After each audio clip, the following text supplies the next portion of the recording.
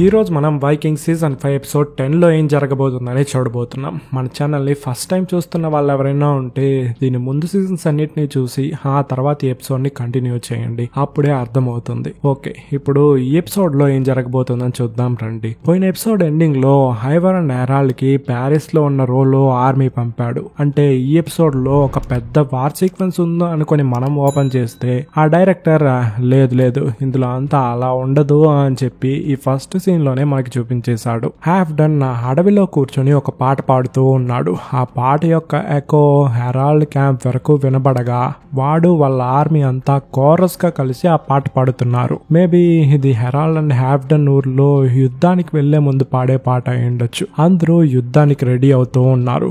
Bjorn వాడి కొత్త భార్యతో పాటను ఎంజాయ్ చేస్తూ ఉంటే ఆ క్యాంప్ లో ఉన్న వెట్సర్ కి ఈ క్యాంప్ లో ఉన్న ఓబేకి ఆ పాట నచ్చలేదు. విచిత్రంగా చూస్తూ ఉన్నారు. దీని మధ్యలో ఆ ఎడ్మండ్ గాడు జీసస్ ని ప్రేయర్ చేస్తూ ఉన్నాడు.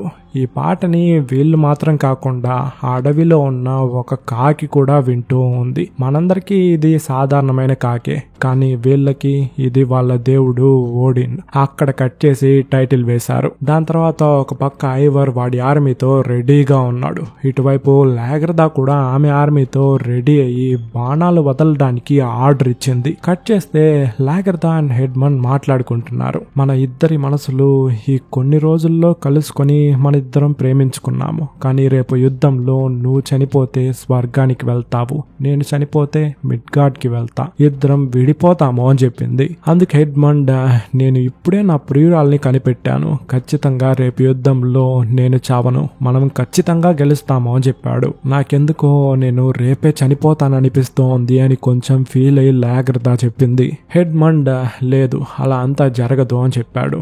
నాకు చివరిగా ఒక ముద్దివ్వవా అని లాగ్రదా అడగ్గా హెడ్మండ్ కూడా ఇచ్చాడు. ఇప్పుడు నేను చనిపోవడానికైనా సిద్ధం అని చెప్పింది. యుద్ధంలో ఉన్న లాగ్రదా ఇంకొకసారి బాణాలు వదలండి అని సైగ చేయగా ఆ బాణాలన్నీ వెళ్లి ఎదురుగా ఉన్న శత్రువులకి గుచ్చుకుంటూ ఉన్నాయి. అక్కడ విట్సర్క్ బాగా ఫైట్ చేస్తూ గట్టిగా అరిచాడు. కట్ చేస్తే ఐవర్ వాడితో, నువ్వు దేన్ని చూసి ఎక్కువగా భయపడతావు, నీ ఆలోచన గురించా లేక నీ యొక్క మెమరీ?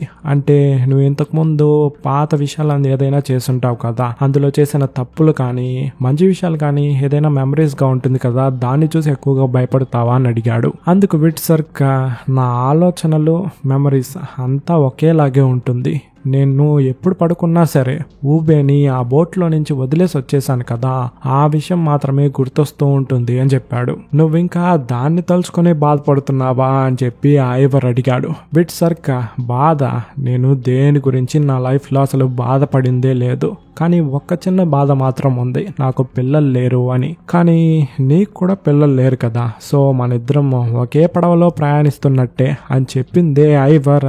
లేదు నాకు ఖచ్చితంగా పిల్లలు పుడతారు అని చెప్పి నవ్వాడు. విట్సర్క్ ఎగతాళిగా, నీకు పిల్లలా అని చెప్పి నవ్వగా ఐవర్ కి కోపం వచ్చి కత్తిని తీసి విట్సర్క్ గొంతుపై పెట్టాడు. ఇంతకు ముందు సిగార్డ్ ని చంపినప్పుడు ఒక కోపం ఉంది కదా, అదే కోపం ఇప్పుడు వాడి కంట్లో కనిపిస్తూ ఉంది. విట్సర్క్ ఐవర్ గొంతుపై నుంచి కత్తి తీయని గట్టిగా అరవగా కత్తిని తీసేసి, సారీ మనం యుద్ధానికి వెళ్తున్నాం కదా, అదే అలా చేసేసా, నన్ను క్షమించు, నువ్వు ఊబే దగ్గర నుంచి నా దగ్గరికి వచ్చినందుకు ఈ క్షణం దాకా భయపడుతున్నావు అని చెప్పి నాకు తెలుసు విట్సర్క్. ఆ రోజు పడవ నుండి దిగి నా దగ్గరికి వచ్చావు కదా, అప్పుడు నాపై నీకు ప్రేమ ఉందేమో అనుకున్నా, కానీ ఇప్పుడు నువ్వు మాట్లాడిన మాటలు చూస్తూ ఉంటే నాపై నీకు ప్రేమ లేదని చెప్పి అర్థమైంది అని చెప్పి కట్ చేస్తే యుద్ధంలో విట్సర్క్ బాగా ఫైట్ చేస్తూ ఉన్నాడు. అప్పుడు వాడిని ఒకడు కొట్టగా వాడు కింద పడి అలాగే పైకి లేసి చూస్తూ ఉంటే వాడికి ఆ రోజు ఊబే పడవ నుండి దిగింది ఐవర్ గొంతుపై కత్తి పెట్టి, ఆ రోజు నువ్వు చేసిన దానికి ఈ రోజు దాకా ఫీల్ అవుతున్నావు కదా అని అడగడం అన్ని మైండ్ లో వచ్చొచ్చి వెళ్తూ ఉంది. మళ్ళీ పైకి లేసి ఫైట్ చేస్తూ ఉన్నాడు. అప్పుడు ఊబే వాడికి కనిపించాడు. వాడు కోపంగా కత్తి తీసి తల నరకడానికి వచ్చాడు. వీడు ఒక్క ఇంచు కూడా జరగల. చంపాలనుకుంటే చంపుకో అని చెప్పి అలాగే నిల్చొండిపోయాడు. ఊబే, నాకు నీపై ప్రేమ లేదురా అని నోట్లో చెప్పకుండా కత్తిని తీసి మళ్ళీ నరకబోయాడు. కానీ వాడి వల్ల కుదరలా. వెనుకల అటాక్ చేసే వాడిని చంపి విట్సర్క్ ని వదిలేసి అక్కడి నుండి వెళ్ళిపోయాడు. అక్కడ ఫైట్ చేస్తున్న బియాన్ కూడా తన కొత్త భార్యనే ప్రిన్సెస్ ని తలుచుకుంటూ ఉన్నాడు.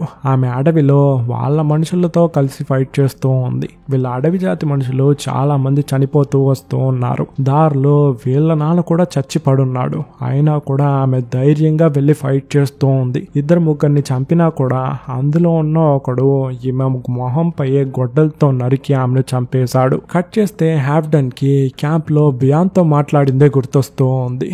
బియాన్, నువ్వు నీ బ్రదర్ ని ఎదిరించి యుద్ధం చేయడం నీకు నచ్చలేదు కదా అని అడిగాడు. ఇక్కడ చూడు బియాన్, నాకు మా అన్నపై ప్రేమ ఉండొచ్చు, కానీ నువ్వు నా ప్రాణాలని కాపాడిన వాడివి. నేను నీకెప్పుడు విశ్వాసంగానే ఉంటా. మా అన్న, నీ తమ్ముడు ఐవర్ వీళ్ళందరూ ఫేమస్ అవ్వాలి, గ్లోరీ కావాలి అని చెప్పి దాని వెనుకలు పరిగెత్తూ ఉంటే నువ్వు ఒక్కడివే మనం అడ్వెంచర్ కి వెళ్దాం రా అని చెప్పి నన్ను తీసుకెళ్లావు. ఈ లోకంలో యుద్ధం, గ్లోరీ కన్నా పెద్ద విషయం ఉంది అని చెప్పి నాకు చూపించావు. ఈ రోజు ఈ యుద్ధంలో చనిపోయినా నేను వాల్హలాకే వెళ్తాను. అట్లీస్ట్ చనిపోయే ముందు నాకు ఆ లైఫ్ అన్నిటిని చూపించినందుకు థ్యాంక్స్ బియాన్. నువ్వు నాకు నా జీవితంలో చాలా విషయాలు నేర్పించావు అని చెప్పాడు. యుద్ధంలో వాడు ఫైట్ చేస్తున్నప్పటికీ డెజర్ట్ లో వాడు చూసిన విషయాలు, మట్టి, అది మాత్రమే వాడి మైండ్ లో వచ్చి వెళ్తూ ఉంది. ఆ సమయంలో హెరాల్డ్ వాడికి కనిపించగా వాడి చేతిలో ఉన్న షీల్డ్ ని, కత్తిని పడేసి వాడి ముందుని వెళ్లి నిల్చున్నాడు. ఊబేలాగా ఈ హెరాల్డ్ కాడు కూడా వాడి తమ్ముడిని చంపకుండా వదిలేస్తాడు అని మనం అనుకుంటూ ఉన్న సమయంలో గొంతుపై ఒక్క నరుకు. అంతే, హెరాల్డ్ మోకాళ్ళపై కూర్చున్నాడు. వాడి చేతిలో మట్టి. ఎడారిలో కూర్చొని వాడి ప్రాణాలు పోతున్నట్టు వాడికి కనిపిస్తూ ఉంది. వెంటనే హెరాల్డ్ వాడిని పట్టుకొని, నువ్వు వాల్హలాకే వెళ్తావు తమ్ముడు, అక్కడికి వచ్చి నేను మీట్ అవుతా అని చెప్పి ఏడ్ చేసి మళ్ళీ యుద్ధానికి వెళ్ళిపోయాడు. కట్ చేస్తే క్యాటికట్ లో మార్గరెట్ రివర్ లో దిగింది. అప్పుడు ఆమె కంటికి యుద్ధంలో వీళ్ళ యొక్క వీరులందరూ చావడం కనిపిస్తూ ఉంది. నీళ్లలో నుండి ఒక వీరుణ్ణి పైకి తీసుకొచ్చింది. చూస్తే ఆమె చేతిలో ఒక చెక్క ముక్క మాత్రమే ఉంది. ఆమెకి కంటికి మాత్రమే అదొక వీరుల్లా కనిపిస్తూ ఉంది. దాన్ని తోర్వి పిల్లలు ముందు పెట్టి యుద్ధంలో అందరూ చనిపోతున్నారు అని పిచ్చి పిచ్చిగా ఏదో వాగి అక్కడి నుంచి వెళ్ళిపోయింది. ఇక్కడ యుద్ధంలో ఆస్ట్రిడ్ బాగా ఫైట్ చేస్తున్నప్పటికీ ఆమెకు క్యాంప్ లో జరిగిన విషయం గుర్తొస్తూ ఉంది. హెరాల్డ్, నా జుట్టును కట్ చేయి. నాకు కలలో వచ్చిన దేవతను నేను పెళ్లి చేసుకుంటే ఈ జుట్టును కట్ చేసుకుంటా అని చెప్పి దేవుణ్ణి మొక్కుకున్నా. సో నా దేవత నువ్వే అని చెప్పి నాకు అర్థమైంది అని చెప్పాడు. ఆమె కూడా వాడి జుట్టుని కట్ చేసింది. యుద్ధంలో లాగర్తా ఒక పక్క ఫైట్ చేస్తూ ఉంటే తోర్వి ఒక పక్క ఫైట్ చేస్తూ ఉంది. ఆమె కొడుకు గోత్రం కూడా పక్కన ఫైట్ చేస్తూ ఉన్నాడు. ఒక పాయింట్ లో విట్సర్క్ గాడు గోత్రం ని కింద పడేసి గొడ్డలతో నరికి వాడిని చంపుతున్నాడు. దాన్ని చూసి తట్టుకోలేని తోర్వి వాడిని వెళ్లి కొట్టి కిందున్న వాడి కొడుకుని చూసి ఫీల్ అయ్యి మళ్ళీ పైకి లేసి ఆ విట్సర్క్ గాడిని వదలకూడదురా అని చెప్పి వాడిని చంపడం కోసం బయలుదేరింది. లాగర్దాకి ఆ యుద్ధంలో ఒక చిన్న పాప కనిపించింది. యుద్ధంలో చిన్న పాప ఎలా ఉంటుందిరా అని మనం ఆలోచించే లోపు ఆ పాప పరిగెత్తుకుంటూ ఒక వ్యవసాయ భూమికి వెళ్ళగా అక్కడ ఒక ఆయన, ఏ లాగర్దా చిట్టి తల్లి ఇక్కడికి రా అని చెప్పి పిలిచాడు. ఆ చిన్న పాప, నాకు చాలా భయంగా ఉంది నాన్న అని చెప్పగా వాళ్ళ నాన్న, నువ్వెందుకు భయపడకు చిట్టి తల్లి, నీకెప్పుడు అండగా తోరుంటాడు అని ఒక సుత్తి $1 ఇచ్చాడు. లాగర్దా వాళ్ళ నాన్న యొక్క జ్ఞాపకంగా ఇంకా దాన్ని పెట్టుకోంది. మళ్ళీ ఆస్ట్రిడ్ ని చూపిస్తున్నారు. యుద్ధ భూమిలో ఆస్ట్రిడ్ నేరుగా లాగర్దా ముందు వెళ్లి నిల్చుని, నన్ను చంపే లాగర్దా అని చెప్పి చెప్పింది. నువ్వు నాకు ఏ ద్రోహము చేయలేదు ఆస్ట్రిడ్, నాకు నీపై ఎటువంటి కోపము లేదు. వీళ్ళు నా పైకి యుద్ధానికి వస్తున్నారని చెప్పి నువ్వే నాకు మెసేజ్ పంపించావు. నిన్ను నేనెందుకు చంపుతాను అని అడిగింది. అందుకే ఆస్ట్రిడ్, నువ్వు నన్ను చంపి తీరాలి లాగర్దా, నా కడుపులో ఈ బిడ్డ ఉంది, ఇది నాకు వద్దు అని చెప్పి ఏడుస్తూ ఉంది. లాగర్దా, ఏంటి బిడ్డ అని షాక్ అయ్యి అక్కడ చుట్టుపక్కల ఏం జరుగుతుంది అని చెప్పి చూస్తూ ఉన్నప్పుడు ఆస్ట్రిడ్ ఆమెను అటాక్ చేయగా లాగర్దా చేతిలో ఉన్న కత్తి ఆస్ట్రిడ్ కడుపులో దిగింది. ఆమెను అలాగే కింద పడుకోబెట్టి ఆమె యొక్క ప్రాణాలు తన ఒనిలో పోవడం కొంచెం కొంచెంగా చూసి బాధపడుతూ ఏడుస్తూ ఉంది. ఈ సిరీస్ లో ఆస్ట్రిడ్ యొక్క ఇంట్రో లాగర్దాతోనే ఉన్నింది. ఇద్దరు ఫైటింగ్ చేసుకుని ట్రైనింగ్ తీసుకోవడం గానీ ఆ ఇంట్రో ఉనింది. ఇప్పుడు లాగర్దా యొక్క చేతుల్లోనే యాస్ట్రిడ్ యొక్క ప్రాణం పోవడం మనకి కొంచెం బాధనిచ్చింది. లాగర్దా కోపంగా అక్కడ జరుగుతున్న యుద్ధాన్ని చూసి కత్తిని తీసుకొని బయలుదేరింది. కట్ చేస్తే ఇక్కడ ఫ్లోకి యొక్క ఐలాండ్ లో పోయిన ఎపిసోడ్ లో చనిపోయాడు కదా ఎవిండ్ ఫ్యామిలీలో ఉన్నవాడు. యాక్చువల్ గా అది ఎవిండ్ యొక్క కొడుకు. వాడి చివరి అంజలే జరుగుతూ ఉంది. అందుకు కారణమైన కెటిల్ యొక్క కొడుకు దాన్ని చూసి బాధపడుతూ ఉన్నాడు. యాక్చువల్ గా అది వాడికి తెలియకుండా జరిగిన యాక్సిడెంట్. వాళ్ళ అమ్మ ఎవిండ్ కి సానుభూతులు చెప్దామని చెప్పి చేతులిస్తే వాడు చేతుల్లోనే ఊముతున్నాడు. ఆమె అక్కడి నుంచి వెళ్ళిపోయింది. ఫ్లోకి నీలో ఇప్పుడు ఎంత బాధ ఉందని చెప్పి నాకు అర్థమవుతోంది ఎవిండ్. నా భార్య బిడ్డ చనిపోయినప్పుడు నాలో ఎంత బాధ ఉందో ఇప్పుడు నీలో కూడా అంత బాధ ఉందని నాకు తెలుసు. దీన్ని కారణంగా పెట్టుకొని ఒక తెలివి తక్కువ దద్దమలా పగ తీర్చుకుంటా అని చెప్పి ఎవరినైనా చంపావు అంటే అది ఒక గ్యాంగ్ వార్ గా మారి ఒకరినొకరు చంపుకొని ఇక్కడ ఒక్క ప్రాణం కూడా ఉండదు. నీ కొడుకుని ఈ భూమిలోనే పూడ్చున్నావు. ఈ ల్యాండ్ లో వైలెన్స్ ఉండకుండా నీ కొడుకు యొక్క చావుని ఒక నమ్మకంగా ఓప్గా పెట్టుకొని నువ్వు సైలెంట్ గా ఉండు. నీకు కావాల్సింది పవరే కదా. నువ్వు కావాలంటే లాగ్ యువర్ కాకుండా ఉండు. ఆ పదవిని నేను నీకు ఇస్తాను అని చెప్పి వెళ్ళిపోయాడు. కానీ ఎవిండ్ గాడు ఫ్లోకి ఏ సమాధానమో చెప్పలా. కోపంగానే చూస్తూ ఉన్నాడు. ఇక్కడ యుద్ధంలో ఐవర్ ఒక కొండపై నుంచి కింద జరుగుతున్న యుద్ధాన్ని చూస్తూ వాళ్ళ యొక్క వీరులకి మోటివేషన్ ఇచ్చేలా ఏదో స్పీచ్ అంతా ఇచ్చేసి అక్కడ ఇంకెవరైనా ముఖ్యమైన వాళ్ళు ఫైట్ చేస్తున్నారా అని చూస్తూ ఉన్నప్పుడు వాడికి హెడ్మండ్ గాడు కనిపించాడు. హెడ్మండ్ గాడు కూడా హేరా ఐవర్ ఎలా ఉన్నావురా అని ఎక్స్ప్రెషన్ ఇచ్చి మళ్ళీ ఫైట్ చేయడానికి వెళ్ళిపోయాడు. ఐవర్ గాడికి అక్కడ ఫైట్ చేసే వాళ్ళంతా ఎముకల్లాగా కనిపిస్తూ ఉన్నారు. లాగర్దా అక్కడ ఉన్న వాళ్ళందరినీ చంపుతూ ఉంది. ఐవర్ గాడిని చూసిందే కత్తిని చూపించి ఏదో సైగ చేయగా బియాన్ బాణాలు వదలండి అని చెప్పి ఆర్డర్ వేయగా కొన్ని వందల బాణాలు ఐవర్ పైకి వస్తూ ఉంది. వాడు ధైర్యంగా వాడి రొమ్మిరిచి వదలండ్రా బాణాలు అనేలా నిల్చో అన్నాడు. కట్ చేస్తే క్యాటిగట్లో సీర్ ముందు మార్గరెట్ నిలబడింది. అందరూ అక్కడ యుద్ధంలో చనిపోవడం నా కళ్ళకు కట్టినట్టు కనిపిస్తూ ఉంది అని చెప్పింది. సీర్ నువ్వు ఇప్పుడే దాన్ని చూస్తున్నావు, కానీ నీకంటే ముందు నేను దాన్ని చూసేశాను. వీటన్నిటికీ కారణం రాగ్నర్ యొక్క చావే.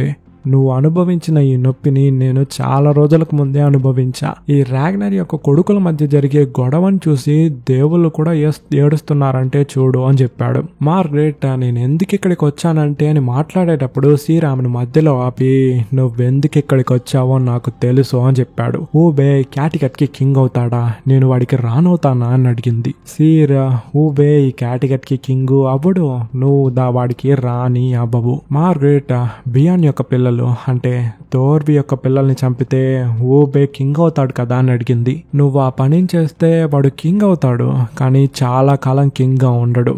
మార్గరెట్ పిచ్చి పిచ్చిగా నవ్వుతూ నన్ను చూస్తుంటే మీకు పిచ్చిదానిలా కనిపిస్తుంది కదా అని అడిగింది. నాకు కనిపించడం లేదు, కానీ నాకు తెలుసు నువ్వు ఎవరని చెప్పి అని చెప్పాడు. మళ్ళీ ఇక్కడ యుద్ధాన్ని చూపిస్తున్నారు. అక్కడ ఊబే బియాన్ అందరూ బాగా ఫైట్ చేస్తూ ఉన్నప్పుడు బియాన్ ఒకడు కొట్టగా వాడు కింద పడిన ఆ గ్యాప్ లో వాడికి వైఫ్ గుర్తొచ్చింది. మళ్ళీ పైకి లేసి పక్కకు చూస్తే అక్కడ గోత్రంగాడు చచ్చిపడున్నాడు. దాన్ని చూసి షాక్ అయ్యి వాడి దగ్గరికి వెళ్లి ఏడుస్తూ చచ్చిపోయా బంగారం, నేను నిన్ను ఖచ్చితంగా బాల్హాలలో కలుసుకుంటా అని చెప్పి ఫీల్ అయ్యి వాడి గుండెలో ఉన్న గొడ్డల్ని తీసుకొని బాణాలు వదలమని ఆర్డర్ వేశాడు. ఐవర్ గాడు రొమ్ముని విరుచుకొని నిలబడ్డాడు కదా, వాడిపై ఒక్క బాణం కూడా పడల. పక్కన కొంతమంది సోల్జర్స్ నిలబడి వాడిని ప్రొటెక్ట్ చేస్తూ ఉన్నారు. ఇంతవరకు లాగర్దా యొక్క ఆర్మీ ఫైట్ చేస్తూ ఉన్నది హెరాల్డ్ యొక్క ఆర్మీతోనే. ఇంకా ప్యారిస్ సోల్జర్స్ ని వాడు యూసేజ్ చేయకుండా పైనే పెట్టుకున్నాడు. వాళ్ళందరినీ వెళ్ళమని చెప్పి ఆర్డర్ వేయగా వాళ్ళు గాలిలాగా దూసుకెళ్తూ ఉన్నారు. దాన్ని చూస్తున్న బియాన్ వెనక్కి తగ్గండి అని చెప్పి వాడి ఆర్మీకి చెప్పగా లాగర్దా కూడా వెనక్కి తిరిగి వెన్ను చూపి పారిపోయింది. కొంచెంసేపు తర్వాత యుద్ధ భూమి సైలెంట్ అయిపోయింది. ఐవర్ గాడు లాగర్దాని గెలిచేశాడు. లాగర్దా ఎందుకు పారిపోయావు, మళ్ళీ వచ్చి ఫైట్ చెయ్యి అని చెప్పి వాడి మనసులో వాడు మాట్లాడుకుంటూ ఉన్నాడు. కట్ చేస్తే ఫ్లోకి యొక్క ఐలాండ్ లో ఫ్లోకి ఎవిడ్ని ఏది చెయ్యొద్దు అని చెప్పాడో దాన్నే చేస్తున్నాడు. కెటిల్ యొక్క కొడుకుని చంపి అక్కడున్న హాట్ వాటర్ లో పడేసున్నాడు. ఈ విషయాన్ని కెటిల్ యొక్క ఫ్యామిలీకి ఫ్లోకీనే స్వయంగా వెళ్లి చెప్పగా వాళ్ళందరూ ఏడుస్తున్నారు. ఎవిండ్ గాడు దాన్ని చూసి సంతోషపడుతున్నాడు. ఇక్కడ యుద్ధంలో ఓడిపోయి అడవి మార్గంలో వెళ్తూ ఉన్న బియాన్ కి చచ్చిపడున్న వాడి భార్య కనిపించగానే వెళ్లి ఎత్తుకొని నీకు ఇలా జరుగుండకూడదు, ఎందుకు ఇలా చేసావో అని చెప్పి ఏడుస్తూ ఉన్నాడు. మళ్ళీ ఫ్లోకీ ఐలాండ్ లో ఫ్లోకీ అక్కడున్న వాళ్ళందరినీ చూసి మాట్లాడుతున్నాడు. ఆ చావు తర్వాత ఇక్కడ ఇంకొక చావు పడదు అనుకున్నాను కదా, నేనొక తెలివి లేని దద్దమ్మ. ఇప్పుడు ఇక్కడున్న దేవుళ్ళు మనపై చాలా కోపంగా ఉన్నారు.